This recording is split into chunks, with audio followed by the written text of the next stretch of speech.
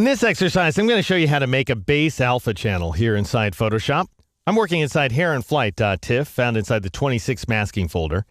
And when you're masking inside of Photoshop, most of your activity happens inside the channels panel. So I'd like you to go ahead and switch over to that panel. And the reason is because that's where you create your alpha channel in the first place. That's where you go ahead and develop the alpha channel, exaggerate the contrast, finesse the details, and ultimately store your mask for later use. Now, the other two panels that become helpful to you are the layers panel, and that's useful when you're applying and modifying layer masks. And then you might go ahead and finesse your layer masks from the masks panel as well. But 90% of the activity happens right here.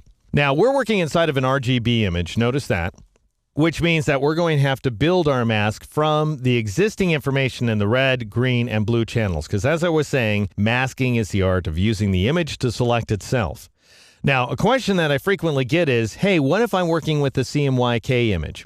Can you mask as effectively from a CMYK image as you can from RGB? And the answer is no, you can't. And there are two reasons for that. First of all, the transitions inside of a CMYK image are a lot choppier. And then secondly, you have problems with your shadow details because when Photoshop converts from RGB to CMYK, it has to offload a bunch of the shadow detail inside the cyan, magenta, and yellow channels off to the black channel. The black channel is virtually useless to us for masking purposes, and the cyan, magenta, and yellow channels are effectively ruined because they've been robbed of the shadow information. So what do? If you're working with the CMYK image, well, you go up to the image menu and you choose the duplicate command to create a copy of that image. Then you turn around and take that copy, choose mode, and then choose RGB color to convert it to an RGB image. You then create your mask inside the RGB version of the image and transfer it over to the final CMYK image. All right, but we're working inside RGB, so we don't have to take those steps. What we need to do is evaluate the information that already exists inside the image. Now, bear in mind, this is the effect we're going for. So this is one of our two alpha channels inside the image. And when you think alpha channels, just bear in mind, these are not color-bearing channels. They're extra channels inside the image. So you can modify them without harming the image itself. All right, but the image doesn't magically contain one of these things. We have to make it. What the image contains is the red, green, and blue channels. So let's check out what we got. We have this red channel right there. And notice we have the keyboard shortcuts as well, which I'm going to be using just so that I can keep my cursor out here in the image window.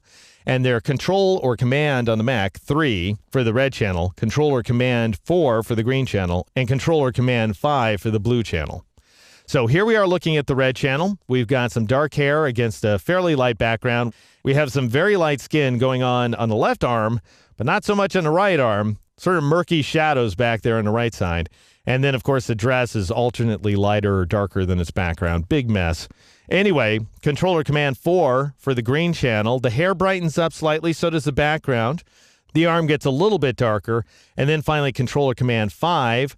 The hair lightens up even more, so does the background. The arm grows darker. So we're losing contrast as we go through these channels. We had the most contrast there in the red channel, a little bit less inside the green channel, and less still inside of the blue channel. Now, when you're working with portrait shots, I'll just say the red channel is going to be where the skin tones reside. That's where you're going to see the brightest skin tones. And then things are going to grow darker inside the green channel. But oftentimes you're going to have better detail inside the green channel. You never know. And then finally, once you get to the blue channel, that's where you're going to start losing the brightness and the skin tones. That's where you're going to start losing the detail as well. All right. So in our case, let's say we look at one of these channels and we like one of them. We think one of them might work for us pretty well as a base for a mask. So I might look at the red channel and say, okay, that's where I have the most contrast. It's not an awful lot of contrast, but it's better than the other channels. So I'll start by modifying the contents of this channel. Well, obviously, you don't start changing this channel right out of the gate. For example, I'd say, you know, her hair's dark and the background's light. I want it to be the other way around. I want to select that hair and have the background be dark, so I'll press Control-I or Command-I on the Mac in order to invert this channel. But of course, if I do that, why then I've pretty thoroughly messed up that full color image. All right, so I don't want to do that. I'll go back to red. The nice thing about inverting an image is that you can undo it just by pressing Control-I or Command-I on the Mac once again, because every single luminance level has an exact opposite. Inverting is a non-destructive operation. Anyway, I'm going to grab that red channel and I'm going to drag it down onto this little page icon at the bottom of the channels panel in order to make a duplicate of it. Now I have an alpha channel. That's all it takes to make one.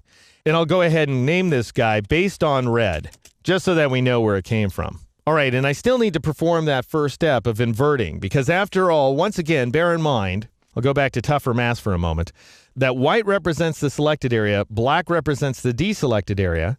You might also think of this channel in terms of a layer mask, where white would represent opacity and black would represent transparency. And of course, there's that old adage that white reveals and black conceals. So we need her to be light against a dark background. I would indeed press Control-I or Command-I in a Mac to invert the image.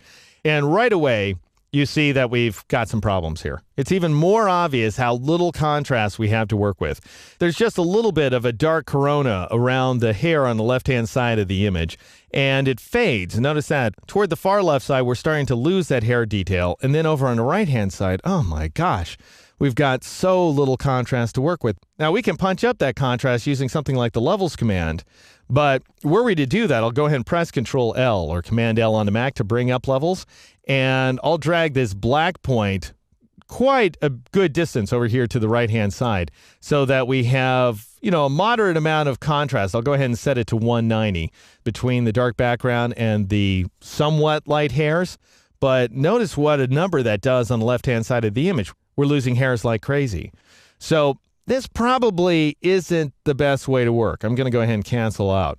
Rather than creating an alpha channel based on the contents of a single color-bearing channel, we're better off merging a couple of channels in order to exploit what differences we can inside the image. And you do that using the Calculations command under the Image menu. And I'll show you how that guy works in the next exercise.